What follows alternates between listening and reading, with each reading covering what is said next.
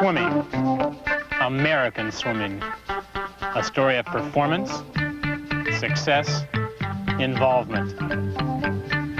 In the last 5 Olympics, against the best in the world, American swimmers have won 139 gold medals.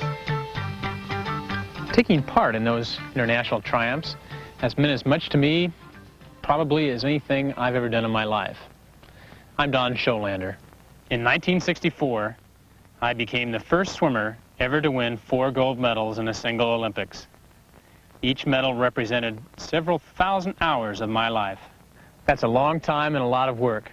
Multiply that by some 100,000 volunteers around this country, and you have a lot of people spending long hours trying to keep America's swimming performance at its highest level in the world competition. This is their story.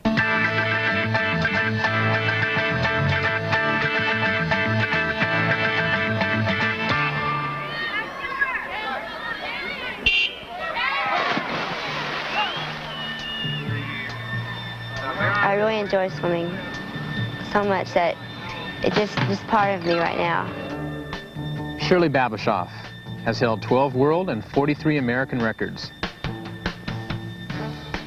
So determined was Shirley to be the best that she commuted more than 120 miles a day to attend morning and evening practice at the Mission Viejo Nadadores Swim Club. Her workout did not end until she endured a half-hour of weight training and up to 12 miles of swimming. That's every day. For Shirley, that drive for success revealed itself at an early age. When she was about 11 and she was doing sit-ups early in the morning, I was supposed to be holding her feet. She had, I believe, a 10-pound weight in the back of her head. And I felt so sorry for her waking up in the morning and doing these sit-ups. And I think she had to do about 100 of them at that time. And at 50, I said, why don't you just quit? And she just told me, no, Dad, I can't. I can't quit. If I do, I'm through. And she kept going and she finished. And this is how her dedication works. She just doesn't quit. She goes all the way.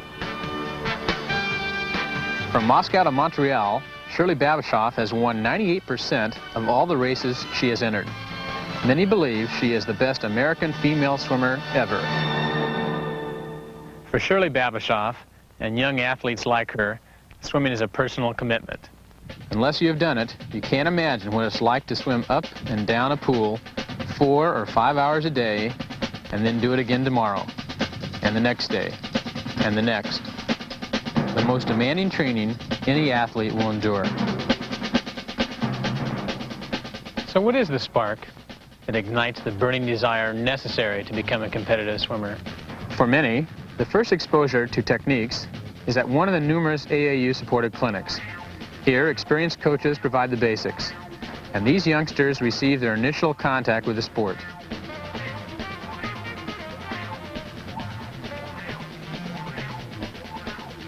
Let's pick up the tempo, set the... There are some 3,000 AAU-affiliated swim clubs in the United States.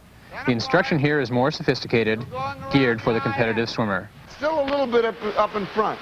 You're still getting those elbows back in here just a little bit. When your hands get here, turn them under just a little bit. Just try and force the elbows forward, but you don't want to hold them out there to stop the water.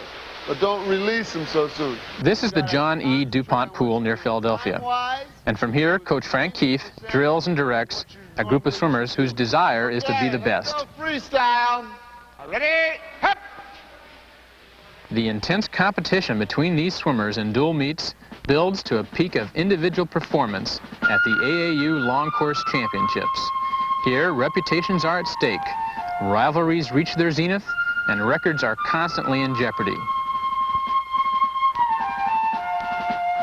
At this moment, swimming is a lonely sport.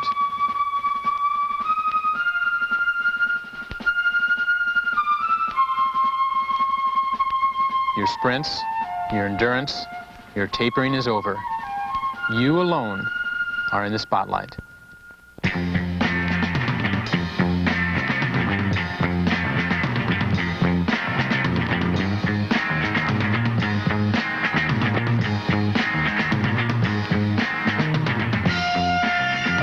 Every muscle strains.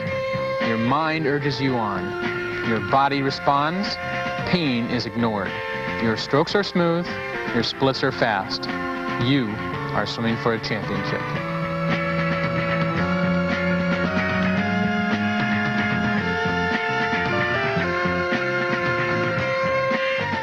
After all the endless toil that preceded it, victory is significant. Defeat is crushing.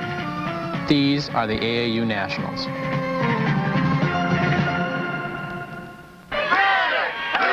The exciting part is going to a national AAU where you're with the big time, you're with the kids that have come up from nothing to something, and you have everybody there gunning at you. And to win the finals, you got to break the record. So I swam the race, and it was a smart race. It wasn't smart enough to break the record, but coming 3/100ths of a second from a world record is held by Mark Spitz. I guess after you win and feel that success of winning, you sort of aren't tired, you're all happy and stuff like that. Well, I got to be where I got out of the water and said, I wish I could jump up and do that race again, because I think I could do it. The desire to be the fastest ever is a continuing struggle. The lifespan of a world record is often from a morning qualification to an evening final. But are there any limits? How fast can a person swim? There's not really a limit to how fast kids can get until you reach zero, really. The facilities will get better and kids will work harder, and it's inevitable that the records will just keep breaking. You're watching Tim Shaw set a world record in the 400-meter freestyle. His time was nearly 20 seconds faster than the world mark I set in the same event at the 1964 Olympics. That's a lot of improvement. And even more incredible is the fact that along with the 400-meter mark, Tim Shaw has held the world mark for the 200, 800, and 1500-meter freestyle. Swimmers are improving so dramatically that within a 3-month period surrounding the Montreal Games, world records were set in 24 of the 25 Olympic swimming events. The only mark untouched was Mark Spitz's 100-meter butterfly. All those new standards were achieved only after years of exhaustive training. Proper coaching and stroke technique are part of that training. Olympic coach George Haynes, who was my coach for 7 years, has spent most of his life in competitive swimming. George is an expert on the mechanics of the 4 competitive strokes. Let's listen to what he has to say.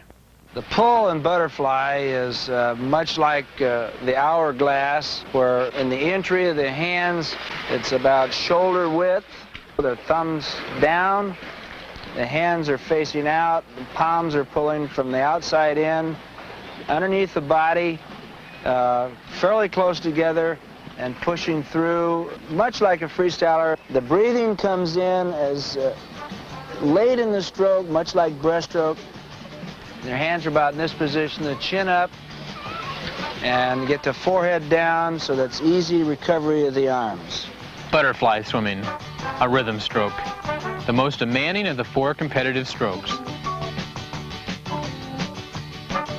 Backstroke swimming probably is one of the most pretty strokes of the 4 competitive strokes.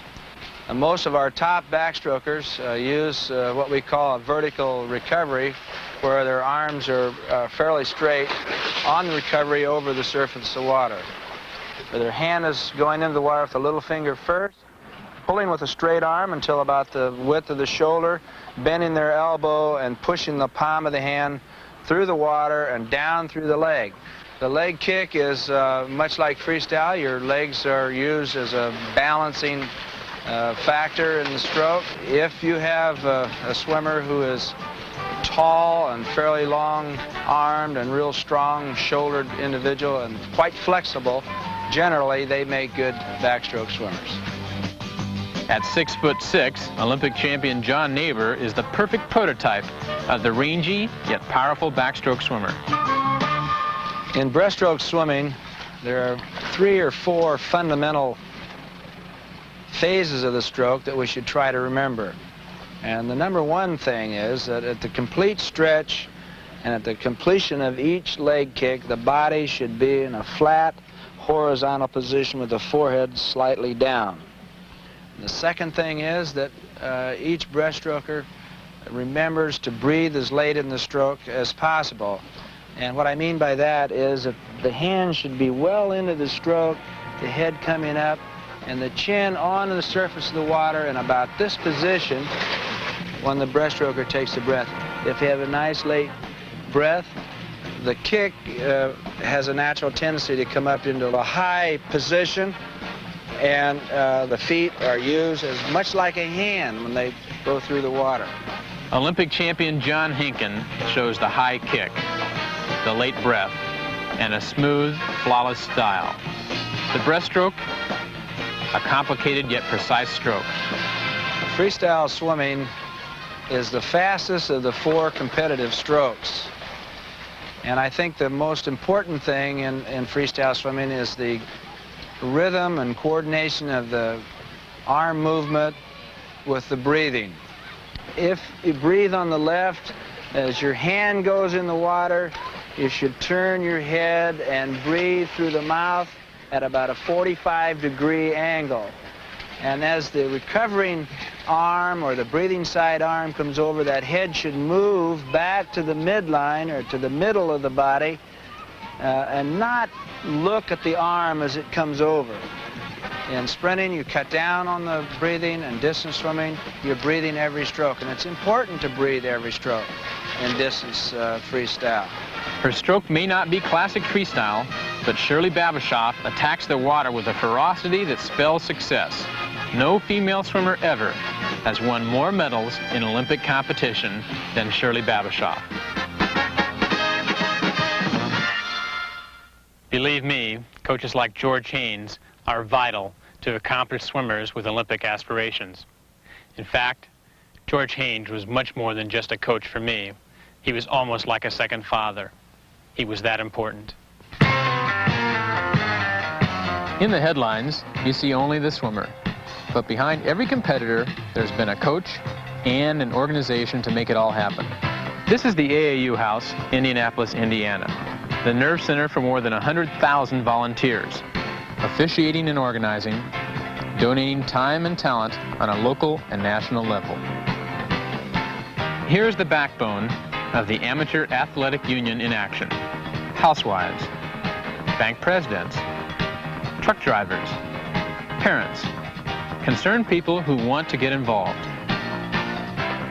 Each of these tireless workers takes pride in the fact that every American swimmer who participated in the Olympic Games was a product of an AAU program. In addition to pre-Olympic competition, the AAU provides world-class swimmers the opportunity to compete around the world, in Europe, the Far East, Australia, South America. New Zealand was probably the place that I'd never get without a EAU funding. Moved to New Zealand for a little over a week and a half. I don't think that swimming would be as much fun if the trips weren't there. Because like if I'm working out and I'm really tired or I'm just not with it that day, I'll think about a trip that's coming up and it'll make me feel a lot better. Not too long ago, we told Shirley, we said, well, you know, just think the Olympics, one more year, and the Olympics will be over. And if you make that, you know, you can go ahead and relax and quit swimming. And she told us, she said, I think I'll keep swimming as long as I can make the trips.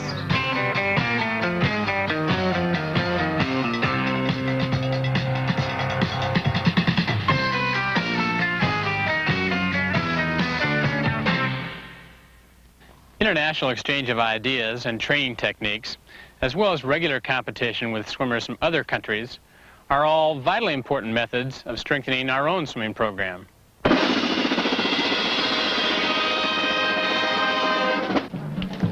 In what was billed as the dual meet of the decade, swimmers from East Germany visited Concord, California in 1974. The German Democratic Republic.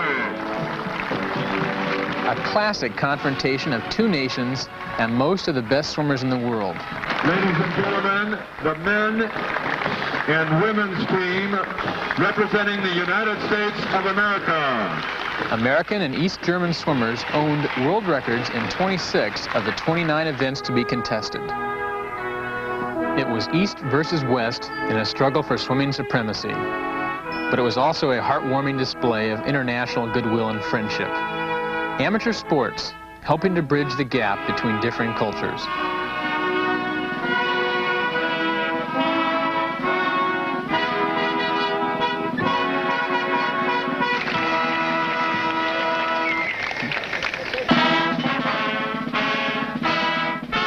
To each young American athlete, there was a special pride.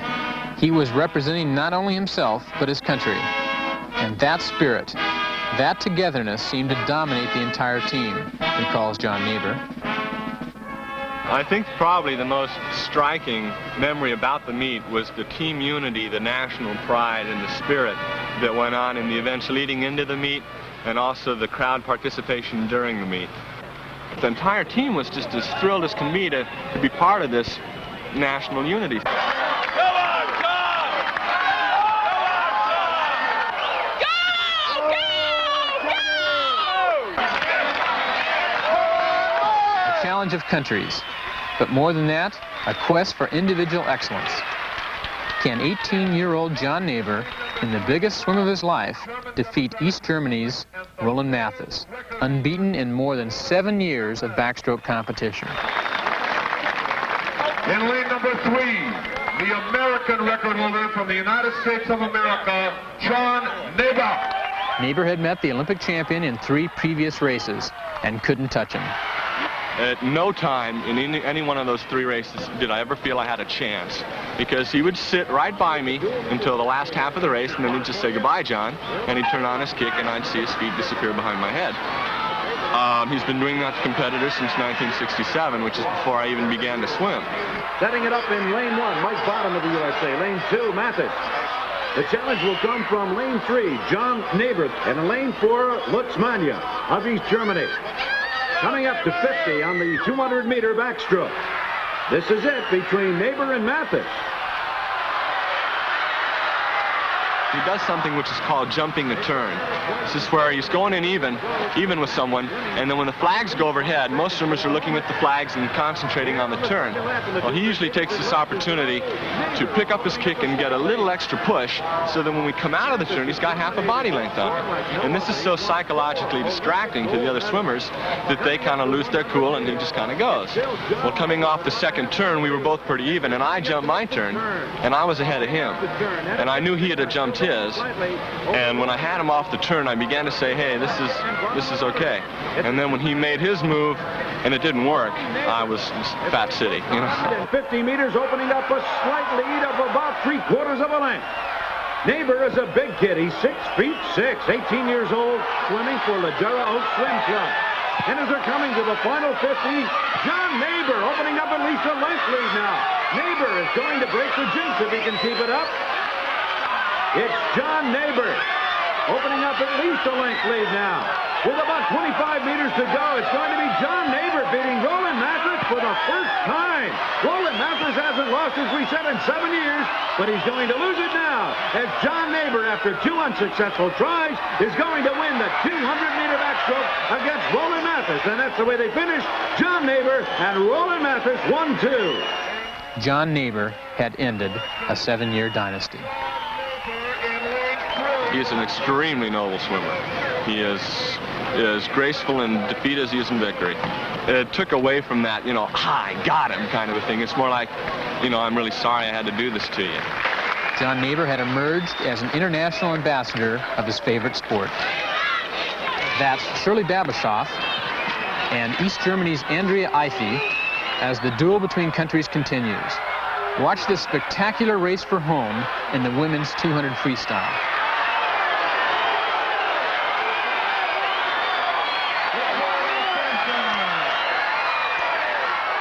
Shirley Babashoff, with her characteristic come-from-behind sprint, tied a world record she had set a week earlier. The former homecoming queen at Golden West Community College established herself as a major force in international swimming. A 202.94.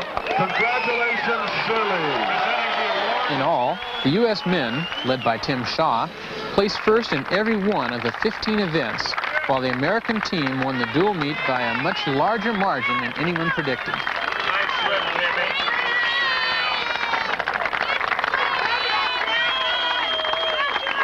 Right!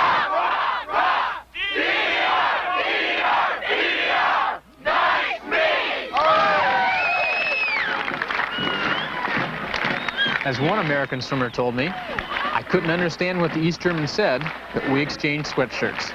It was an event I'll never forget.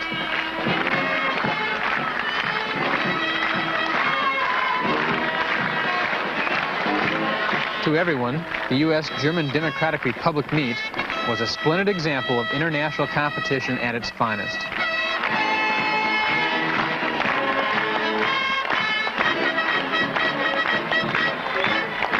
Swimming, more than most athletic pursuits, is a personal sport. All the coaches in the world can't make you swim 12 miles a day. You yourself simply have to want to do it. The rewards are numerous: international trips, headlines, world records. But most important are the rewards you give yourself. You set a goal, strive for it, and enjoy attaining it. John Naber had overtaken the reigning monarch of the backstroke, Roland Mathis, but he had never beaten Mathis's world record time. To Naber, that was a nagging sore that had to be healed. His best opportunity would come at the U.S. Olympic trials in Long Beach. The finish of the 200 backstroke.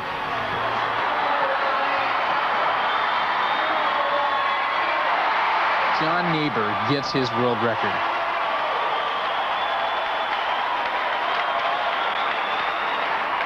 The first swimmer to go under 2:01 in the 200 back.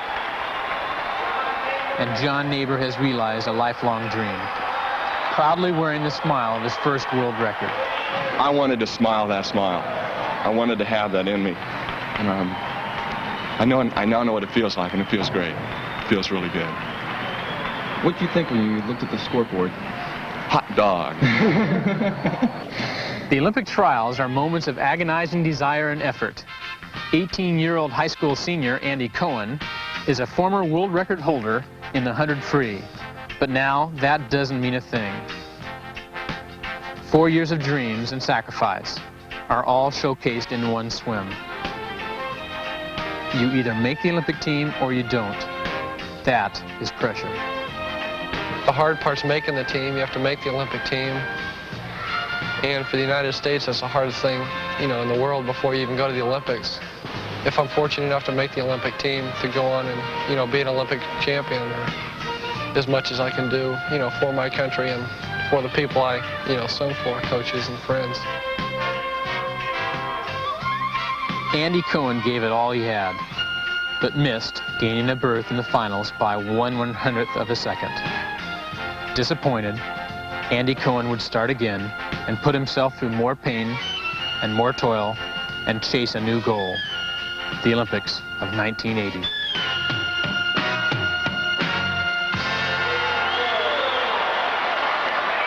.395 swimmers had qualifying times fast enough to take part in the United States Olympic trials, but only 51 could make the Olympic team. It was a challenge that only the best could survive. That is the heart of American swimming. Each athlete reaching deep within himself, searching for that effort to exceed his limits. It is Shirley Babashoff driving 120 miles a day to practice. Tim Shaw breaking 4 world records. John Naber loving every second of the toughest competition imaginable. It is the 21st Olympiad, and these young Americans traveling to Montreal and winning 33 medals in 26 races and finishing 1-2 in 9 individual events.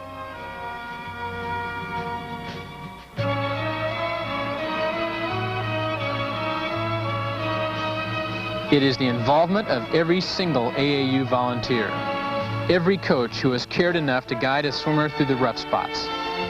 It is the International Swimming Hall of Fame, serving as a tribute to the competitive excellence of the sport. It is a commitment by the Phillips Petroleum Company to provide financial support for the AAU Senior Swimming Program. To express our sincere pleasure in your performance and as a way of showing our desire to fulfill our commitment to youth, to amateur sports, and to the Olympic movement, I'm pleased to announce that Phillips Petroleum Company will extend its sponsorship of the National AAU Senior Swimming Program through the year 1980.